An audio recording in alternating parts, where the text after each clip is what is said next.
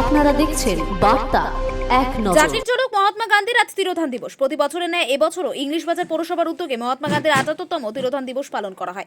মালদা শহরের বৃন্দাবনী ময়দান সংলগ্ন গান্ধীজির পূর্ণবয় মূর্তিতে মাল্যদান করে তার প্রয়াণ দিবস পালন করা হয়। উপস্থিত ছিলেন ইংলিশ বাজার পৌরসভার চেয়ারম্যান কৃষ্ণেন্দু নারায়ণ চৌধুরী সহ অন্যান্য কাউন্সিলর এবং পুর আধিকারিকেরা।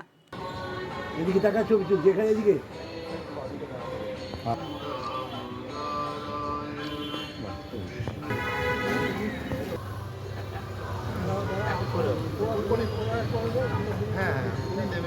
পায়ে দিয়ে দেখ না তো,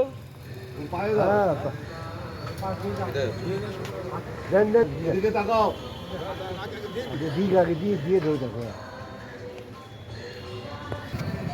দাদা আস্তে আড়াআড়া করেন না কিন্তু।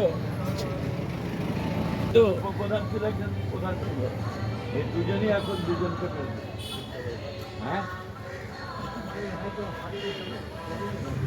একটা অদ্ভুত জিনিস দেখ, এখানে বাবলা আর নরেন্দ্র পুরো প্রধান